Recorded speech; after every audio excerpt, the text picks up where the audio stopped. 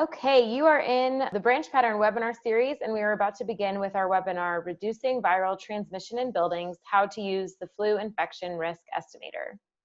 My name is Dannie DiIonno, and I'll be presenting today's webinar along with Marcel Harmon. Marcel is a senior associate and runs our research and development team here at BranchPattern. Over the last several years, he has dedicated his work to making buildings healthy and work for people. Some of that work resulted in the creation of the Health and Productivity Performance Estimator, or what we refer to as HAPPY. Since the novel coronavirus outbreak, he's tailored that work into the Flu Infection Risk Estimator, which is what we will focus on today. I am the Net Zero Advocacy Manager at BranchPattern and work with projects to identify and define their sustainability goals, ideally encouraging teams to choose aggressive net zero energy, water, or carbon goals for their buildings. Maybe in our future, we'll even see a net zero pathogen building. Okay, a quick introduction to BranchPattern. For those of you who may not know, we are a building consultancy of engineers and scientists. Our name, BranchPattern, is inspired by the natural environment and how we use the natural environment to influence our design. Throughout our firm's history, our purpose has been improving life through better built environments. This is our mantra, and we use this message to influence everything we do. Our beliefs are rooted in nature, which has taught us that true sustainability sits at the intersection of human experience and environmental stewardship. Here's our agenda. First, we'll give you a background for the tool, and we'll review 2 case studies, a classroom and an open office. Like any good invention, let's start off with how the tool was developed. Our research and development team has been working on health and productivity measurements for years, as I mentioned earlier. It was important to us to help clients make decisions about their building designs based on research and real numbers. I'm not sure if anyone here attended our Energy and Health Nexus webinar back on Earth Day, but we learned a lot about how much money organizations can save in productivity dollars or reduced absentee days with healthy building systems. A lot more than utility dollars saved. The data and the dollars that we talk through with clients comes from the research that this team has done. At the beginning of work from home, the team started prioritizing how pathogens impact health and how different building strategies can impact viral transmission. And a lot of technologies and companies were coming up with their own data and research, like we're all seeing. So we wanted to verify what was accurate and help our clients come up with the right solution to reduce pathogens so that they didn't have to take the all of the above recommendations, which could in fact increase energy usage substantially. We, as BranchPattern, also have 2030 goals in conjunction with our commitment to Architecture 2030 and their goals. So we want to use our human-centered design process to make buildings healthier for people and the planet for 500,000 people per day by 2030. This is a lofty goal, and the tool helps us get closer to that goal because we're committed to keeping the tool free and publicly accessible, which will impact even more people per day. And finally, the tool helps us scale our advocacy efforts. Unfortunately, it was extremely difficult to model the tool off of SARS-CoV-2, otherwise known as the novel coronavirus, due to the lack of data. I'm sure you can all relate to the lack of data available as things change every day based on new discoveries. But scientists and public health officials are working tirelessly to pump out new research almost daily, so our hope is that version 2 does include modeling for SARS-CoV-2. But for now, it's modeled off of influenza A because there is a lot of research and data behind the transmission of this virus. Our thought is that if we can model this virus accurately and showcase reduction in transmission for influenza A, it is likely those strategies will also help reduce transmission of other viruses as well. As we've seen through the poll, you've all been inundated with sales pitches and information around specific strategies for making buildings healthier as they begin reopening. These strategies each cost money and can impact energy use. They also take up your energy and your consultant's energy, just aimlessly trying various strategies until something works, which is why this tool is so special. The strategies with the most science and least amount of controversy are ventilation, filtration, and UV light, and strategies that are more controversial are relative humidity and bipolar ionization. You'll notice that the tool currently includes and is missing strategies from both categories. All right, Marcel. All right, thanks Dannie for kicking us off. Before we jump into the case studies, we thought kind of go through some of the assumptions and background a little bit more in terms of what went into the tool, just so you have a better understanding of its limitations, what it can and can't do, and some of the assumptions that are made. So let's just start with the basics of disease transmission. What are the different modes that are out there? And depends on the type of pathogen that you're looking at, but these are the typical ones that you find, like fomite. You've heard a lot about surfaces getting contaminated, touching your face, and getting infected through that route. That's common for viruses. Water and food, somebody sneezes on a drink or food, you can get contaminated that way or through preparation. Physical contact, right? Certainly contacting, hugging somebody or whatever who's infected, shaking their hands, that definitely can result in infection. Then there's the insect animal vector route, right? Some pathogens are transmitted that way. Flu, coronavirus, those not the current version, not necessarily, or not. That's not a route that we're worried about here. And then airborne. Airborne is really the focus of this tool. This is what we're trying to work at minimizing in terms of risk within the built environment. So if you're using this tool, if you're talking to us about the tool, it's important to remember that there are other risk factors that you're still going to have to consider. We're just looking at airborne here. And I also want to mention that you probably heard a little bit about droplets versus aerosols in the news out there. It really, if you talk to aerosol scientists, for them there is really no distinction. Droplets are aerosols, aerosols are droplets. It's just a matter of size, and in terms of how that impacts how far they can get distributed and how deep they might penetrate within your lungs if you inhale them. Smaller droplets get far deeper into the lung. So that's kind of the approach that was taken in terms of developing the tool. So deciding to focus on the airborne route and understanding how we can mitigate the risk of infection from that standpoint, we really had to focus on two areas. First was just being able to remove the virus particles from potentially being inhaled. And so there's different factors that impact that we have to account for. And then those, along with certain other factors, play into calculating the probability of infection. So those are the two things, and I'll briefly kind of go through each of these just so you have an understanding of the primary factors that go into the tool. So most of these factors impact both the virus particle removal efficiency, calculating that, as well as the probability of infection. And we'll start with the ones that play into both here. And so the first is just the number of infected individuals, right? We have to be able to account for that. The more people that are infected within the space, the more virus particles are. That's pretty basic, right? We also have to be able to account for different environmental conditions. So space volume is a big impact on risk of infection, and as well as impacting the ability to remove particles from the space. So we have to account for that. The other big environmental factors are temperature and relative humidity.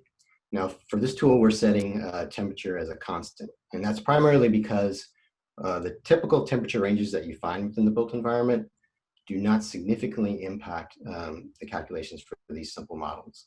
And so we set that as constant. Now, if you go outside, you get more extreme temperatures, sure that impacts it. But inside, so we set that constant. And then relative humidity. That also can play a role.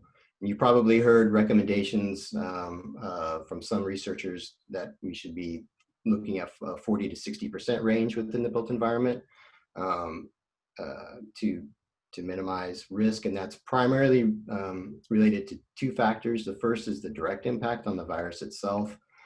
Studies have shown that within that range, so the droplets are at 100% relative humidity in your lungs. As soon as you expel them through coughing, it's a lower relative humidity and they immediately start to evaporate. And so at that range between 40 and 60%, the evaporation is enough that the volume of the droplet decreases in size so that the concentration levels of other proteins, salts, other things that are in the droplet, that concentration level increases and impacts the life of the virus, its viability. That's the sweet spot, and that's the sweet spot range in terms of negatively impacting the virus. That also is a good range for us in terms of being able to generate enough mucus and stuff to pull the viruses out of the air and stuff before they get all the way into our lungs. So that's the two main impacts. Now, for the models, we're only looking at the direct impact on the virus. Okay, so environmental conditions. Then the other is the modes of removal that we're focusing on. And so for this model, there's really four modes for this tool, where there's four modes that we're looking at, these here. So settling we have to account for. Now settling is just gravity, right? The forces of gravity on the droplets. And so bigger droplets come out of the air faster than smaller droplets. And it's just coming up with the formulas to estimate that based on droplet size. That's primarily what goes into that. The second is ventilation. So ventilation is one of the key things that we're looking at here. The impact is primarily in terms of diluting, right, the concentration levels of the virus that are in the space, the droplets that are in the space. And so ventilation levels are typically the recommendations that you find in different standards like ASHRAE 62.1 are based on the building and occupancy type, the activities that occur within the space, and the density of the people. And so it can be wide ranging depending on those factors. Something to remember is that those rates, ultimately, the history of that is primarily in terms of minimizing the perception of odors, particularly body odors within the built environment. They're not really based on like minimizing risk of infection or other health factors or productivity impacts like improving cognitive performance. So there are other benefits to increasing ventilation besides just removal of risk to infection. So that's something to keep in mind. The other thing that we're looking at is filtration, filter levels, right? Being able to remove out of this, either the HVAC system or the space itself using filters. And so in our industry, we're aware of the MERV ratings for filters, right? They go from 1 to 16 for residential, commercial, and your general hospital areas, right? And above that, there are HEPA filters that go beyond that are more even stringent in terms of being able to pull stuff out of the air. So the tool allows you to input that in. As it was set up, it was really done in terms of thinking about a building system, right? Putting the filters at the HVAC unit and doing it that way. But you could use this as a proxy actually for in-room filtration. So if you have a portable HEPA unit or portable filter unit with other lower MERV filters in it, you can actually use this as a proxy for that. It's just the air changes per hour, recirculated air changes per hour would be thinking in terms of that unit. There are other considerations for using that as a strategy, making sure that you don't short cycle the air within the room, so you're only really just circulating a small portion of the air instead of all of the air within the building. But those are things that you need to consult with an engineer and manufacturer on to figure out how to best actually use that. And then the final thing that we have to account for is inactivation. So after a certain period of time, the viruses are just going to be inactive. They'll die, so to speak. And that's also impacted by relative humidity, like I talked about earlier. So those are the four primary things that the model had to account for. Beyond that, we also need, in terms of estimating a removal efficiency, so we can compare those different modes of removal.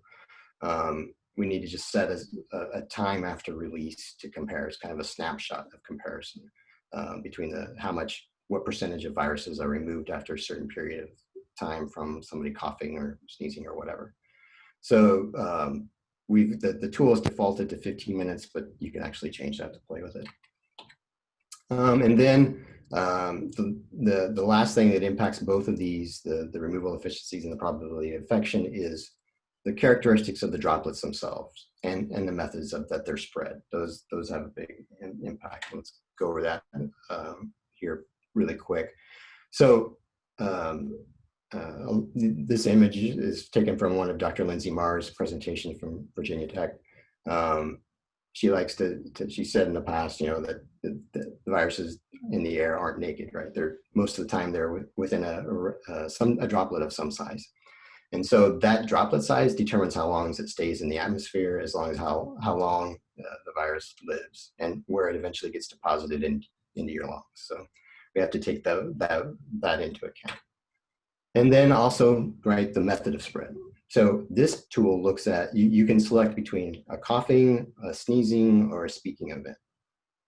Now, those different methods impact the size distribution of the particles that come out, as well as how far they're expelled from you, and then consequently how long they stay potentially in the air.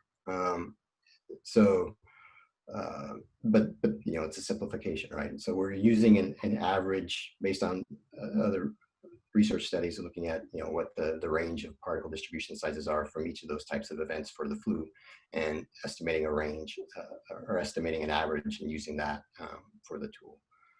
Now, there are other forms of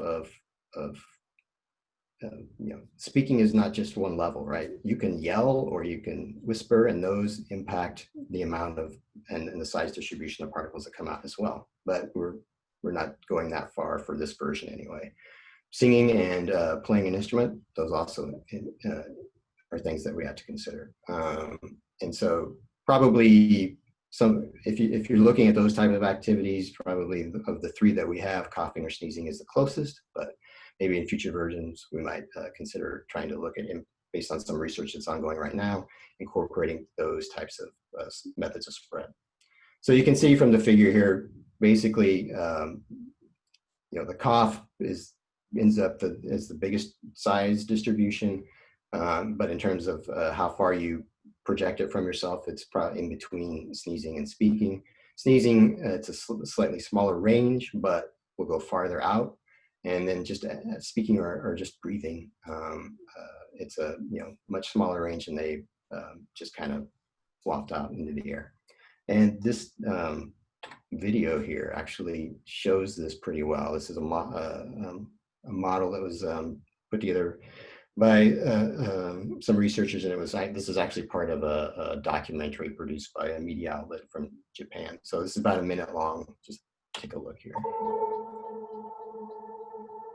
About 10 people in an enclosed space the size of a classroom. A person coughs once and spreads about 100,000 droplets.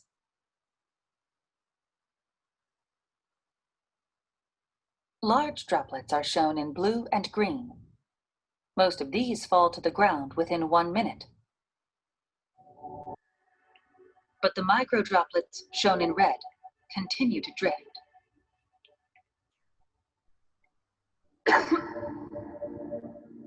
This simulation uses only micro droplets. 5 minutes later, 10 minutes later,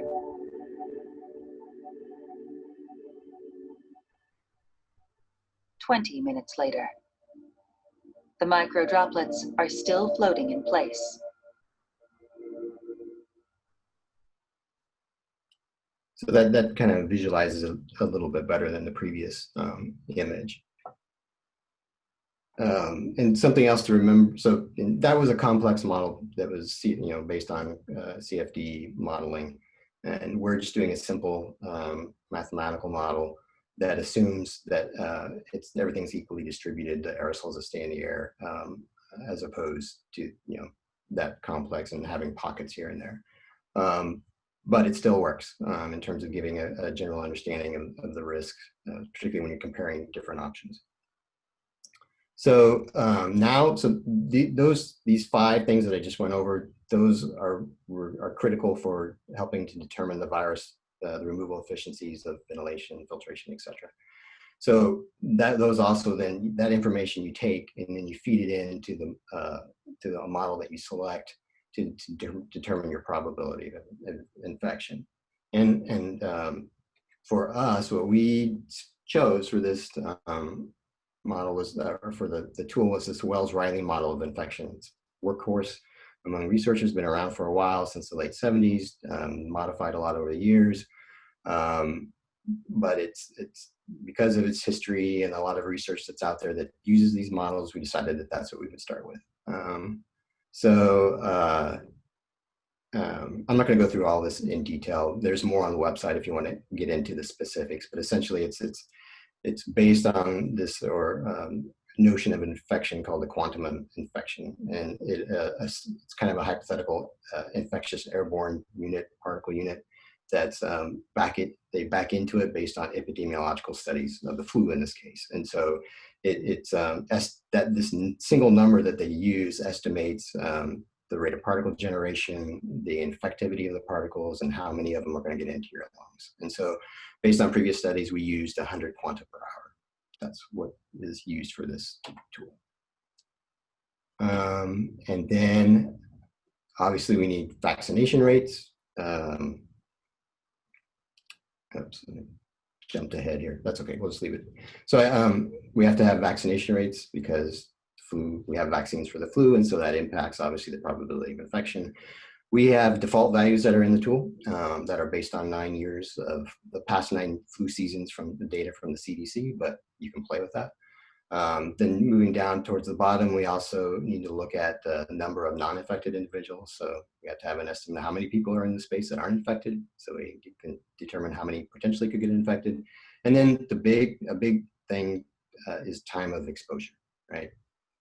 We got it. That has a critical impact on the probability of infection. All right. So these were the anchor studies that we used that are on the website. Links to them. These kind of started the process off for really starting to develop the formulas and mechanisms of the tool. But we ended up using a whole bunch from there, and actually we were digging into all right now. So we took all that information. Version 0.5 was an Excel tool. Right? That's where we started with to make sure it all could happen, was what you see here. Not super user friendly for anybody else but me to use.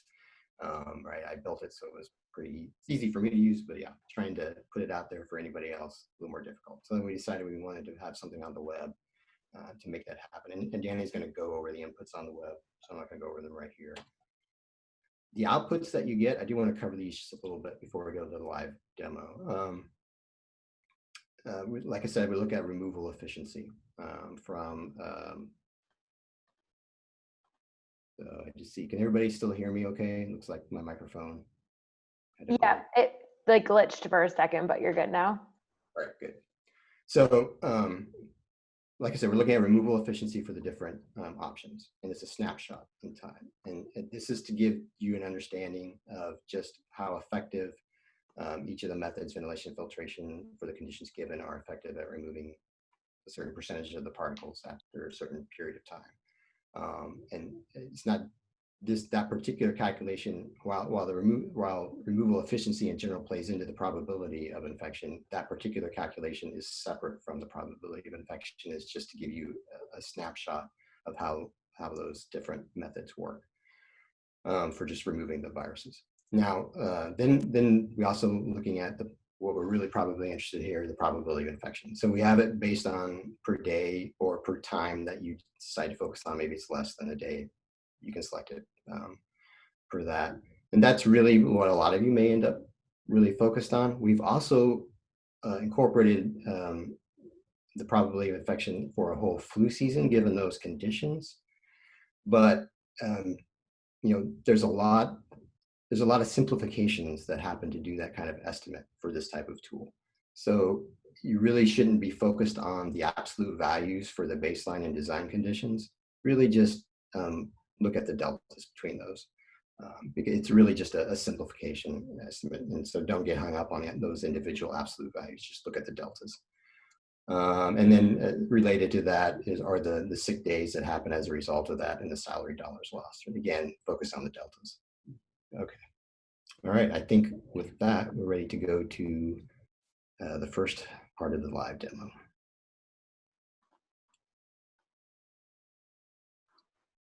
Okay, you should be seeing the BranchPattern homepage. So our first demo will go through how to get to the tool and give you a brief overview as well as discuss inputs. So the first thing you do is go to branchpattern.com, click this menu button in the top right corner, And under the research button here, you'll see flu infection risk estimator V1. Click on that and you should get to the tool. Pretty simple. Apparently my internet's running really slowly.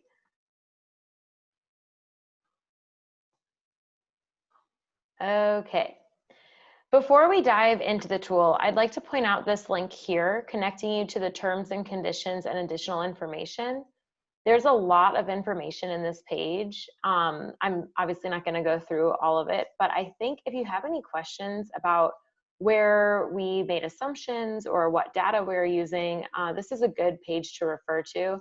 We also linked, and underneath the references section, we linked to all of the white papers and research that we used to create this tool. And we encourage you to look through those if you have any questions about a particular feature. And then I'll just point out here the weighted average salary sources that we used when we get to the salary section. Okay, jumping back to the tool, you'll notice there's 3 places to input your data, and you can maximize and minimize them for your convenience. So first we have demographics and room information. You do need some basic information about the building, like how many people are in the room, both for children and adults, because the rate of viral transmission is different for people 18 years old and over. We need to know how big the room is, both room height and the square footage, and then how many rooms there are in the building. We also ask for average salary, which helps us calculate productivity loss due to sick days for the adults. And again, if you're curious how that's calculated, please read the weighted average salary sources section on that terms and conditions page we just reviewed. Okay, next we have the viral parameters. Most of these can remain as defaults, as Marcel mentioned, but once you're more familiar with the tool, you can kind of experiment with these and see how they change the infection rates. So currently the removal time is set at 0.25, which means that we're estimating the removal efficiencies for 15 minutes or quarter of an hour after the incident of expulsion, like a cough or a sneeze. Exposure time per day actually is important to make sure you're setting this at the right number, because it could be longer or shorter based on what you're expecting people to do in this space. So maybe a school day is closer to 6 hours, where a work day in an office may be closer to 8 or 9. Exposure time per flu season is set at a conservative 5%. This means that 5% of the entire 5-month flu season, you are at risk of infection in this building. So X amount of hours per day, Monday through Friday, 4 weeks a month, 5 months a year. Marcel really wouldn't recommend going much above 5%, but you can experiment going below. Then we'll have number of infected people. For our case studies, we're going to leave this at 1, but you can experiment with maybe a scenario that 3 people come in and infected, 5, 10, whatever. We have how the flu particle is expelled, and as Marcel mentioned, you can do cough, sneeze, or speak. And then we have vaccination rates. These are set for influenza A and based on the last 9 years of CDC data. But if you want to experiment with some crazy scenario where we may have lower vaccination rates, perhaps even 0, you can see how that affects transmission rates in the space. And then finally, we have our baseline and design conditions, and you'll notice we have 4 places for inputs here. Relative humidity that you can toggle between, baseline outdoor air, which is measured at CFM per person, baseline recirculated air changes per hour, and then our filter type, which includes MERV and then a HEPA filter. And then you input those same 4 pieces of data for your design. Okay, back to you, Marcel.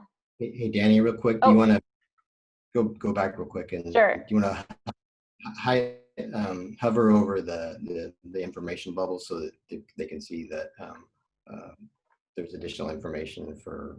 Yes, that's a great idea. So when you hover your mouse over these little information bubbles on each input, you can kind of read a little brief description of what it's measuring and how it's calculated. And so you don't have to memorize everything that I said while you're playing around with the tool. Cool. All right.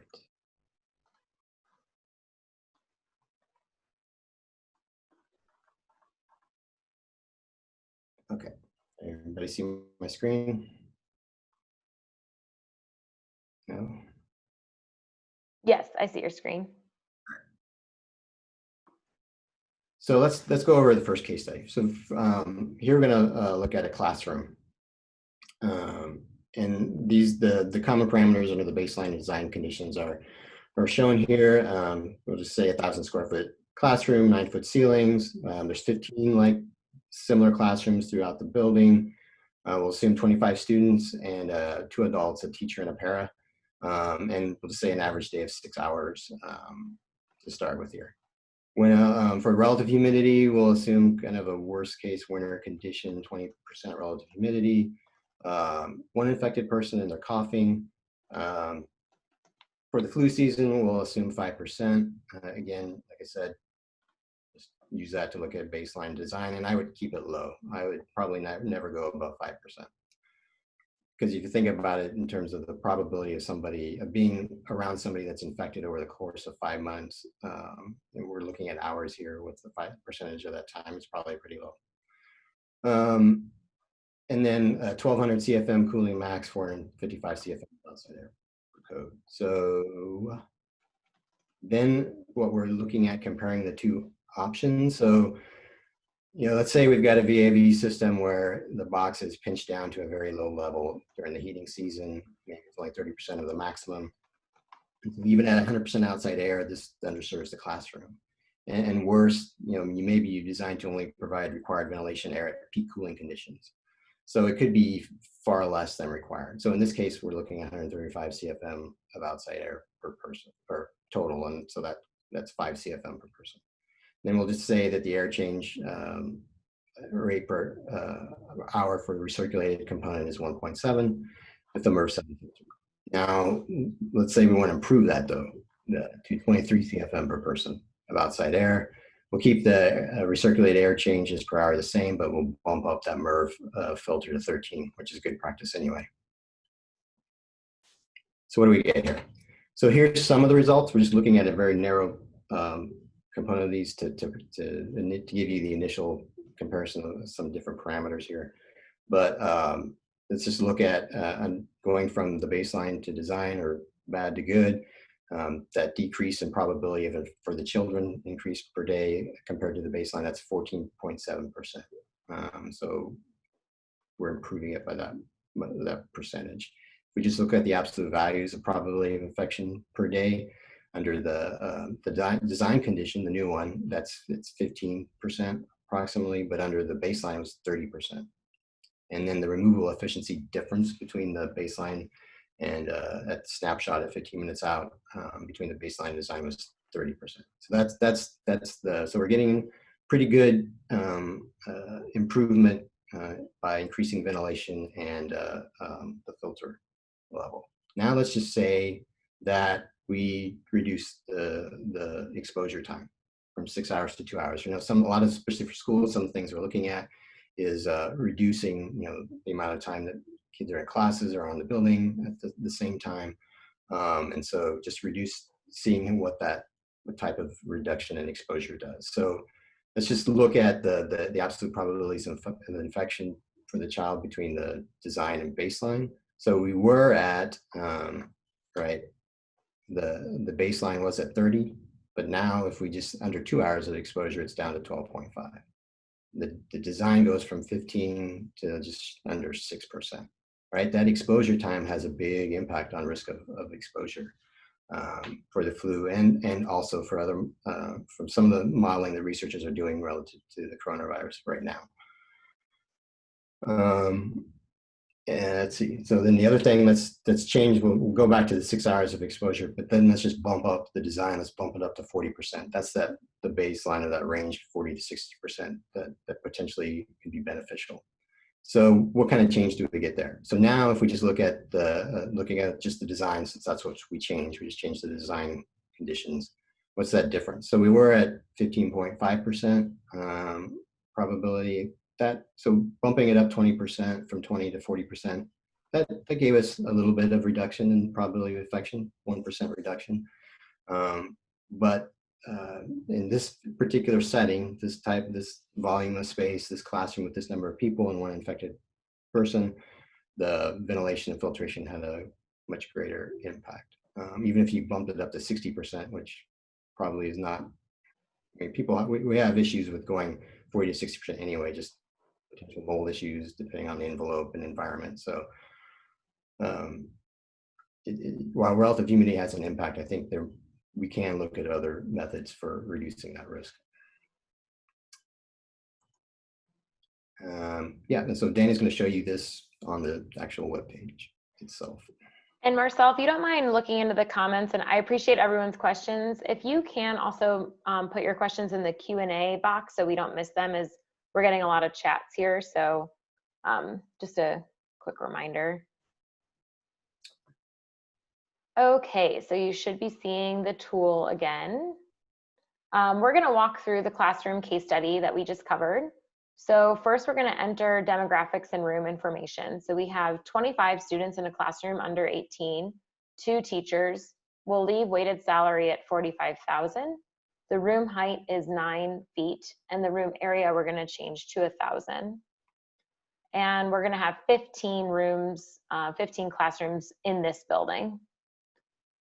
Viral parameters, as Marcel mentioned, we're going to change this to 6 hours to indicate a standard school day, and leave everything else the same. So we're measuring 1 infected person who's coughing, and we're measuring what happens 15 minutes after the cough, the incident, the cough happened.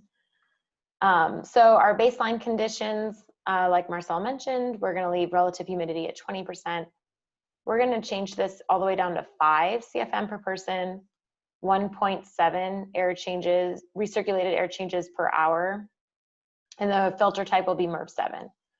Our design will remain at 20%, so we're not going to change relative humidity.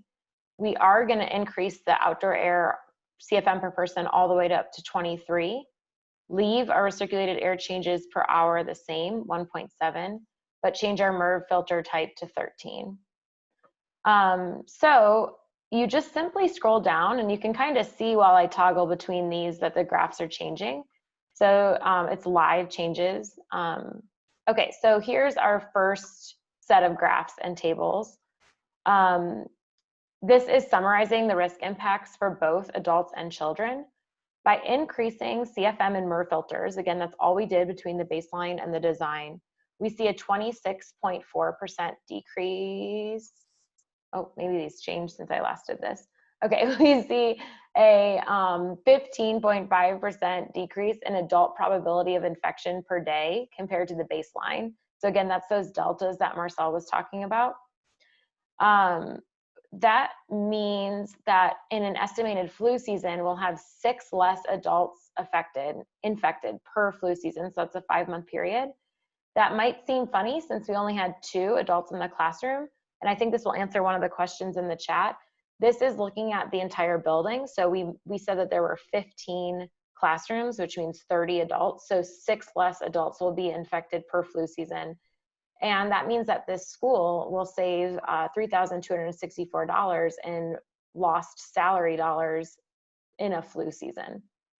But for this particular case study, we are only looking at 2 adults, but 25 kids. So I think the kid risk impact summary is a little bit more impactful. So per day, the estimated decrease in child probability of infection is 14.7%. If we jump down to flu season, we're estimating a decrease in 44 children infected per flu season, and 148 estimated days in decreased child day loss per flu season. Okay, as we continue scrolling, you'll see the probability of infection by the different means of infection. And this graph up here shows you probability of infection per day. And the graph at the bottom is showing you probability of infection per flu season. And these deltas here are what's comparing the baseline to the design strategy. And then finally, as we scroll to the bottom, we see the aerosol influenza A particle removal efficiency output table and graph. By observing this snapshot in time, we see the difference in the design total efficiency of removing the particles and the baseline. And again, this is 15 minutes after an infected person coughs. So we can see that by just increasing outdoor air and increasing the MER filter, we're getting 30% better efficiencies of removing that influenza A particle. That wraps up our demo, unless there's anything else you want me to show here, Marcel. No, I think I will. I'm going to expand a little bit on the flu season relative to some of the other questions that I'm seeing here. So like Danny said, this is, the unit of analysis is essentially one space. But in terms of to get an understanding of how that may play across a building with similar spaces, we're assuming a worst case where those same conditions occur in those same spaces across all of the building to get at some type of bigger estimate across a flu season.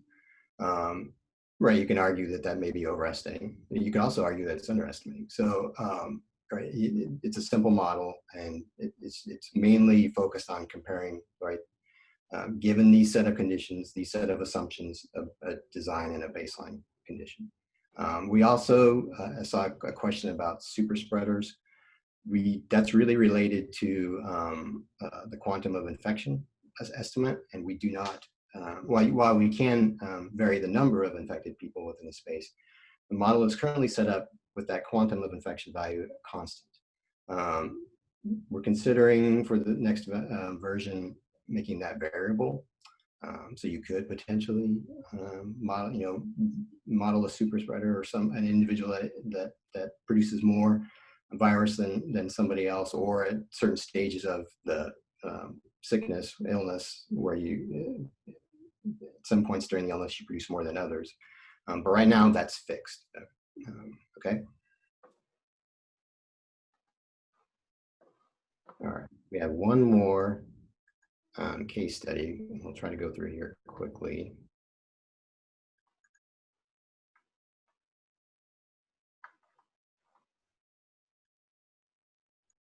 Okay, so the next is an open office. Much larger space than the classroom, obviously, right? For this particular one's about 8,500 square feet, still 9-foot ceilings, and then we're assuming that there's two of these. Well, not assuming, is actually based on a design for a terminal, airport terminal. But so there's two of these spaces of similar size within the facility. About 100 employees in each of those spaces, 8-hour day, we'll assume, average $55,000 salary.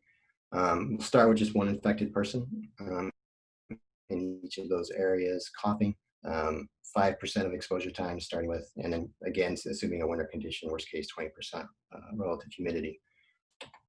And then the baseline conditions based on that particular design, starting out at 15 CFM per person, 2.8 air changes per hour for recirculation, and then a MERV 7 filter.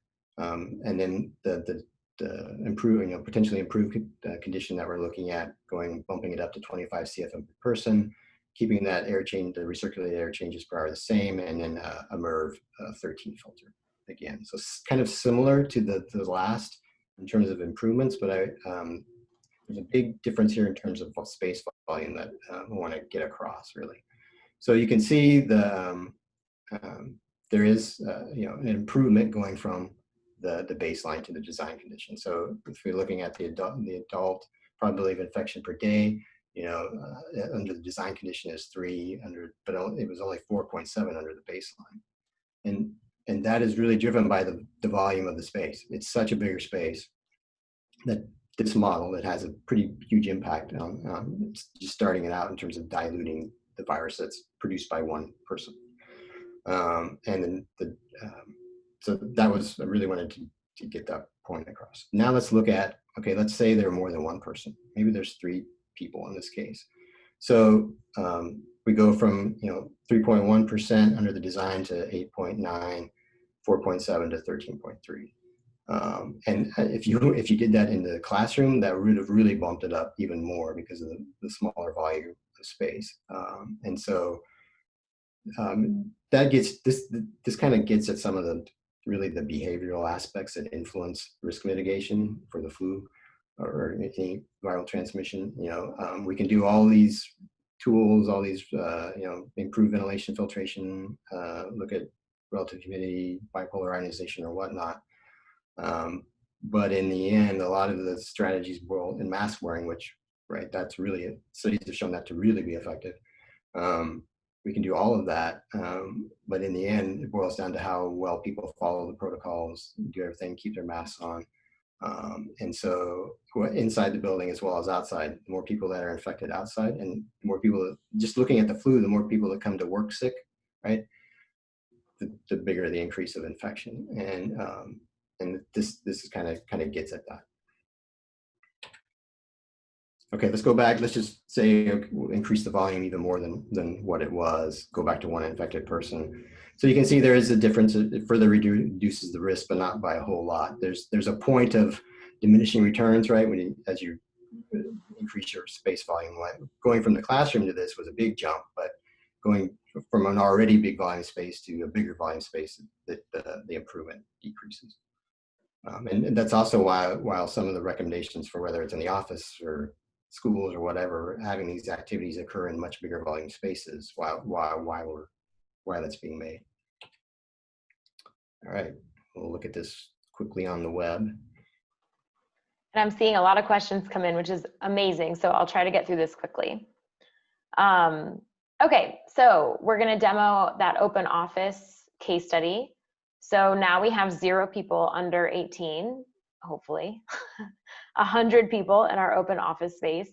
We're gonna bump up our weighted salary to $55,000, keep the room height at 9, but change our room area to 8,580. And we're only gonna have 2 rooms of this size. Our viral parameters are mostly going to remain the same, except we're going to change the exposure time per day to 8 hours, like a standard work day. But we're going to keep this at 1 infected person who coughs and keep our vaccination rates the same. Our baseline and design conditions will leave relative humidity at 20%. The baseline we're actually going to increase to 15. And up our recirculated air changes per hour to 2.8.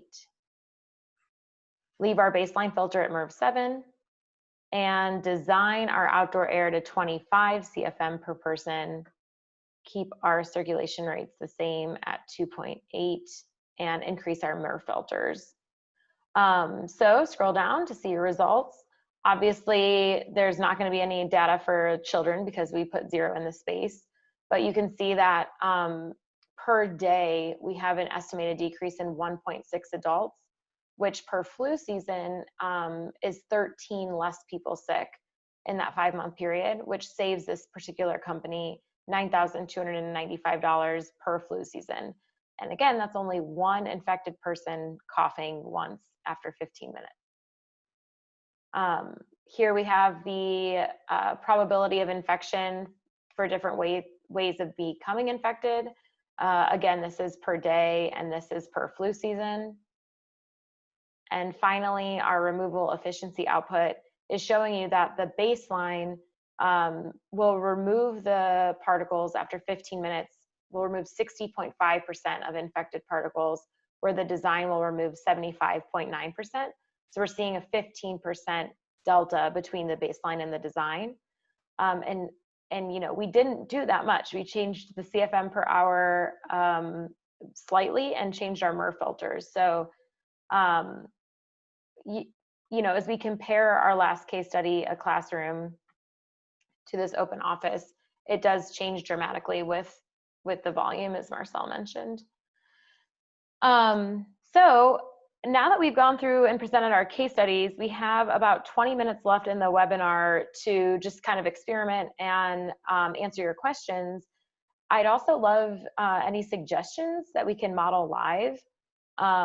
So if you want to see, you know, some people are commenting, but if you want to see what decreasing the amount of the time in the space looks like, increasing infected people, trying other strategies like increasing relative humidity, tell us what you want to see, and we can demo that live for you.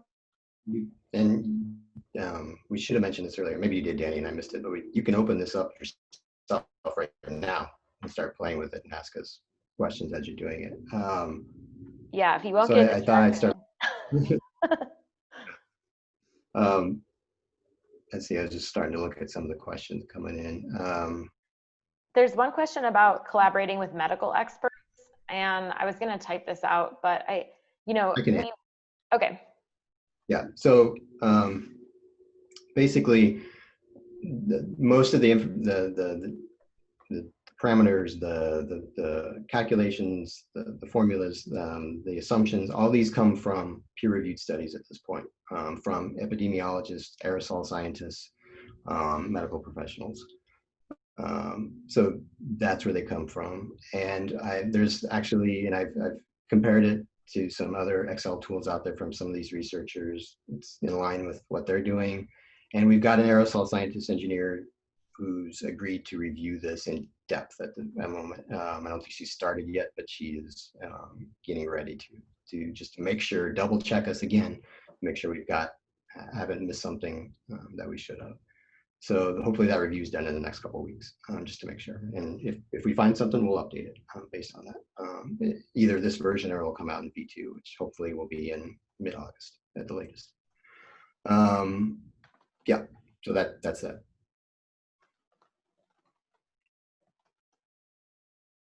I see somebody asking something about an animation for uncovered versus covered coughs. Do we have information on the effectiveness of that? There are studies out there and visualizations, CFD models that using masks to demonstrate this. You actually could probably Google it fairly easily and find it, but we can try to put the links to that, make that available and send them out as well. And we're actually, for version 2, looking at actually incorporating masks as part of the removal mechanisms. I don't know for sure if that'll make it in, but it is something we're considering, since I know that it's being modeled now. There's a question about modeling combinations of coughing, sneezing, and talking, and if it's realistic to have one but not the others. Sure. No, it's not realistic, but like models, it's select the different ones and see what the difference is between them. I mean, ultimately, it boils down to the distribution of droplet sizes that come out and how far they're distributed. And so it's, in my mind, ideally, I was thinking, it'd be nice if there's some sort of parametric tool where you could, actually select a range depending on, whether you're speaking or coughing or singing, but that would be far down the road. And I don't know anybody has a tool out there right now that does anything like that. So at this point, you have to select between the different options and compare. We have a question about the people in the rooms. So are the total number of people assumed divided amongst all the rooms, or should the number of people be averaged amongst all the rooms? So like in our office example, we had about 7 less people, but 2 rooms. Should we assume that it's about 3.5 per room? Or I think that's what you're asking, Chris, but let me know if I misinterpreted that. If that's what you're asking, what I would do is I would model different combinations and look at it that way. Basically, what's the range that you potentially will see within the space? And that's what I would look at those ends, and then you could do something in the average to compare as well. But yeah, I wouldn't just focus on one condition to look at. Someone asked if we can use this tool to help evaluate the effectiveness of sending kids to school for half days. And, obviously, Marcel, you're the expert, but I do think what you showed, 4 hours, 6 hours, 2 hours, you can. You'll just have to run different models and kind of jot down your percentage differences between the baseline and the design for what the exposure is for 2 hours or 4 hours or 8 hours. Right. Yeah. So yeah, that's exactly what that we were trying to get to with that example. Varying the length of the day impacts the time of exposure and time of potential exposure and the resulting risk. So you can use the tool in that sense.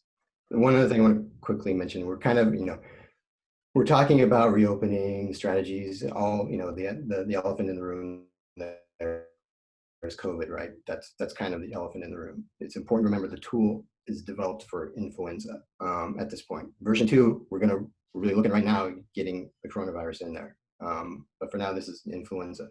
You can basically say probably that if something has a beneficial impact relative to reducing risk for the influenza, it likely has a beneficial risk for reducing risk for the coronavirus. It's just that percentage is not going to be the same because the viruses are different. So just it's important to remember that.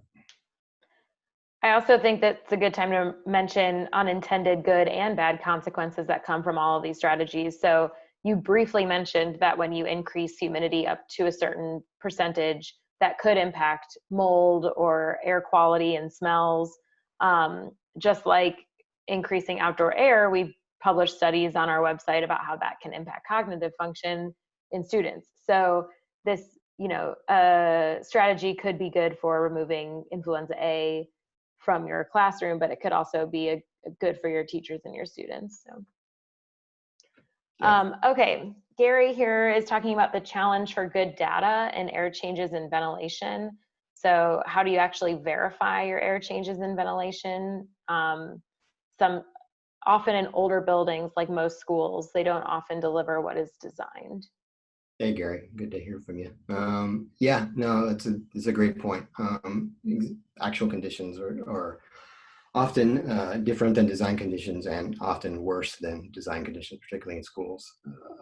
So, without verifying your existing conditions, going out and actually doing it, you're guesstimating for sure. That's why it's a good idea to talk to consultants who have experience in this and can give you, even without being out in the space, kind of give it an understanding what the range you might find in a building, in your particular building. But yes, certainly without the actual conditions in an existing building, without verifying that, you're not going, this is even more of an estimate than it is with starting with good data. Are you recommending BPI or UVC in office environments? So this is, I think most of the firm probably falls where I do right now. I'm just going to tell you my take on it at the moment. I think, they both will kill the virus, whether that's flu or coronavirus or what other virus. They will kill it, both of them. I think with UVGI, upper room UVGI, or portable units, there's more probably science and data to back that than the bipolar ionization. And I think our concern with either of them is the potential negative impact on the microbiome within the built environment, which there aren't really any studies on that. Because it kills good and bad equally. It doesn't discern the difference. It just kills every micro part, and every piece of the microbiome that is exposed to it. Upper room UVGI or portable units, at least you can limit where the exposure occurs, as opposed to bipolar ionization, which goes everywhere within the space. So I think for us, as long as we're looking at it in conjunction with energy consumption and other impacts on health and productivity, I think ventilation, and whether that's natural or mechanical, and filtration, whether that's building or portable, are where you start first, and then supplement with other things like upper room UVGI or bipolar ionization. And if you can actually set those up on a demand basis, then that's at least better than having it run all the time. We are getting some comments here about a couple studies that Joseph Allen cited, that around 90% of schools do not meet 90.1 standard for ventilation. So it is expected to find under-ventilated schools. And I think that's why in our case study, we showed the baseline as only 5 CFM per person, and we were increasing that to 23, which is a substantial jump. Versus the office space that we increased from 15 to 25. So We do have a few questions about humidity. Someone in the chat mentioned something about a study with somebody, but I lost it. So, but we, Definitely. yeah, thank you. And then we do have someone else asking about how relative humidity is, it seems that the relative humidity is not a significant factor. For schools, it seems that the time and air changes are the most significant. Is that the overall research you have found? But I just, before you answer all of that, Marcel, I just wanted to say that we just did some estimations with the tool. This isn't looking, you know, this is based on research, but we only showed you a few case studies. But I do recommend you getting online and playing around with those different options to see how relative humidity impacts the efficiency rates. Yeah, so yeah, relative to Dr. Taylor's research, we haven't directly collaborated with her, but I mean, I've read her research and some others. There is some controversy a little bit in terms of how much relative humidity impacts the virus, and it will vary by, it's not the same for influenza versus the novel coronavirus or any other virus. It'll vary, just like it varies for all the other removal mechanisms too. We're not, I think for us, we would approach it as a secondary option to consider. I'm not saying that you would never consider it. It does, the higher levels of humidity do have a benefit on our own health. So that is important to consider in terms of how we operate from a physiological standpoint, but it also, depending on the building envelope, depending on climate conditions, you know, it could, you may be having, that's something you'd have to really closely monitor to make sure you're not having mold issues occur, which also have a negative impact on human health. So yeah, it's, you know, in the end, all of the solutions need to be looked at in a context basis. Looking at, it's going to vary a little bit from building to building, space to space, community to community, and so it's really important to look at the context surrounding your solutions. This is just one small tool, right, to help evaluate some options, right? You should look at this in conjunction with energy modeling, with other impacts on health and productivity, with other operational considerations, right? It's just it's just one element that of a greater whole that we have to consider project by project. So I just quickly, because there's a few questions and we were asked to do a demo of relative humidity, mentioning that Colorado is very dry. So I just quickly changed this to, let's change this to 50. I brought the room area down a little bit, but increased the number of rooms, and left CFM per person the same, left recirculated air changes the same, increased the filter type, but increased humidity to 40%. Not 50. 50, okay. So estimated an adult decrease in adult probability of infection per day compared to baseline's 3.5% and 1.8 adults per day.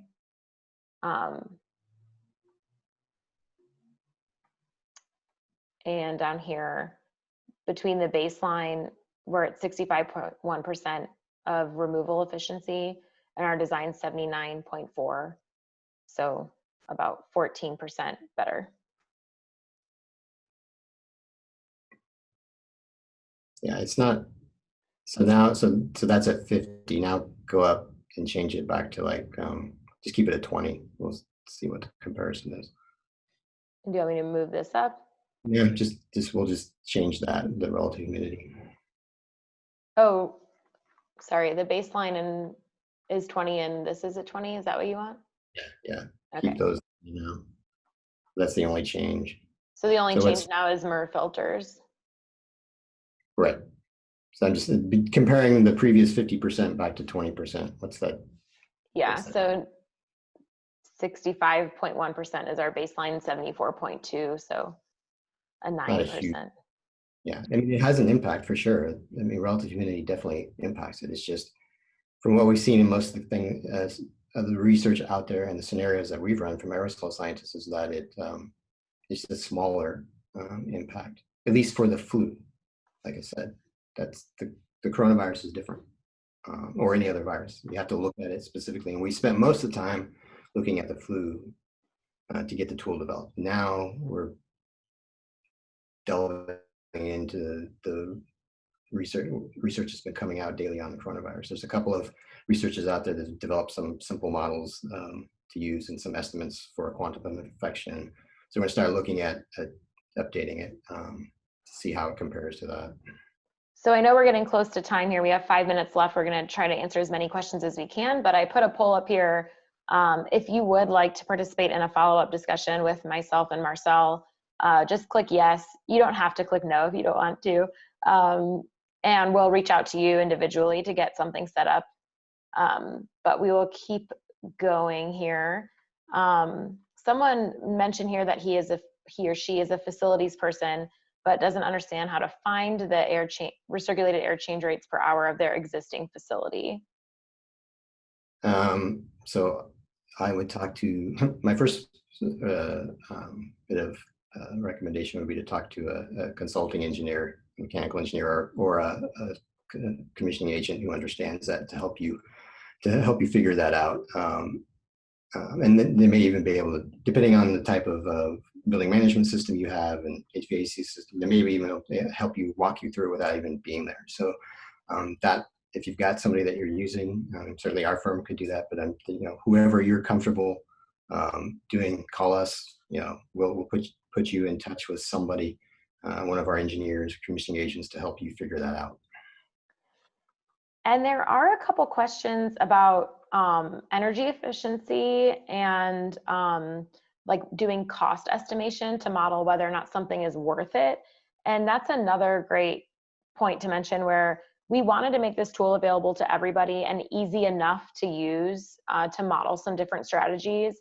But this shouldn't be used in a vacuum. And our hope is that you are engaging with us, with engineers, to help you make those decisions, because like I mentioned at the very beginning, all of these strategies will impact your energy efficiency.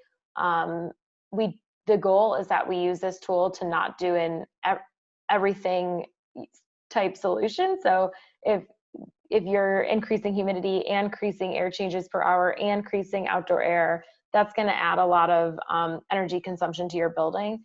So feel free to engage with us. Our contact information is up here on the screen. And we can get you in touch with the right people to figure out what makes the most sense for your particular building.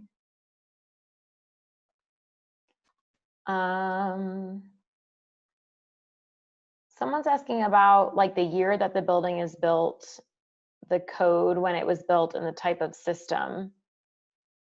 I mean, that impacts all those your baseline variables for sure, and what you're able to do going from there. Is that what they're? I mean, I guess. Yeah, I think because we're not putting in those inputs, the baseline and the design are comparing the same year that the building is built in theory. So we're only altering those 4 variables between the baseline and the design. Like this isn't modeling moving in from an old building to a brand new building. I mean, not per se. I mean, right. It's looking at existing conditions and then a change to those conditions. So yeah. And it could be or an initial design set of parameters, and then you want to improve that. Carmen asked about cleaning standards and if that's part of this model. Nope. So like I said, we're only looking at the airborne. That's not a removal thing that we're looking at. I mean, cleaning in terms of there are portable filter units, right, that clean the air. So in that respect, yes, you can use it to look at that portion. But in terms of like custodial efforts to clean or your building, cleaning agents and stuff that are wiped down, or other types of things that are done for surfaces, that's not part of this model. And then what about having biophilic elements in the indoors, which could help purify the air? So in terms of, which I assume that's getting at basically plants, living material within the building and how that impacts air purity. So I haven't delved into that in a while, but the last time that I looked at the impacts of basically plant growth or living growth within a green wall or any type of plants within the building, The impacts on purification, well, I mean, there is an impact, but it's lower compared to other greens that we use. It's not as significant. You'd basically have to have almost like your whole building green, everything, all walls, living walls. So that's, I haven't looked at it in a while. But there's a ton of other benefits for incorporating plant growth, as long as you're controlling other potential negative impacts like, allergies and allergens and stuff that might be produced. But yeah, I would look at the other benefits to that as opposed to an air purification component. Okay, unfortunately, that's all the time we have for today. Thank you so much for presenting with me, Marcel, and thank you to everyone for attending today. We look forward to seeing you next time.